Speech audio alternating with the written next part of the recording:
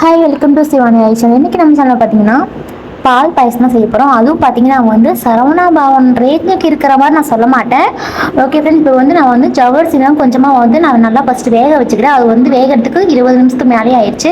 அதுக்கப்புறம் பார்த்தீங்கன்னா அதில் 2 ஏலக்காய் நான் அப்படியே முழு ஏலக்காவே தட்டி போட்டுக்கிறேங்க. அதுக்கப்புறம் பார்த்தீங்கன்னா அதில் ஜவ்வரிசி கொஞ்சம் நல்லா வெந்தக்கப்புறமா சேமியா நான் எடுத்து போட்டுக்கிறேங்க. அது நல்லா கிளறி விட்டுக்கோங்க. அதுக்கு முன்னாடி நான் பால் 1/4 லிட்டர் பால் நான் நல்லா காய்ச்சி நல்லா ஆற வச்சு வச்சுருக்கேங்க அந்த சைடு.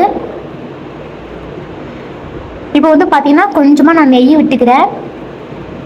கிறிஸ்மஸ் பழம் நான் போட்டுக்கிறேங்க. அப்புறம் அதுக்குள்ளேயும் முந்திரி போட்டு நல்லா வறுத்து எடுத்துடலாம்.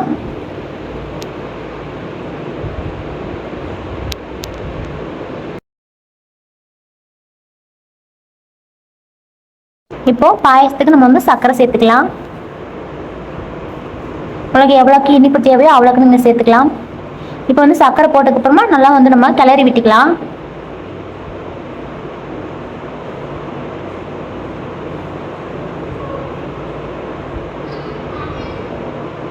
பாயசம் எவ்வளோதான் நம்ம தண்ணியாக வச்சாலும் அது கெட்டியாயிரும் ஆறுனதுக்கப்புறமா. ஏன்னா நம்ம அதில் ஜவ்வரிசி போட்டோம்னால அதை கெட்டி கொடுத்துரும் பாயசம். இப்போ பாயசம் ஒரு மீடிய சூடில் இருக்கும்போது நம்ம டம்ளரில் ஊற்றி நம்ம குடிச்சிடலாம்.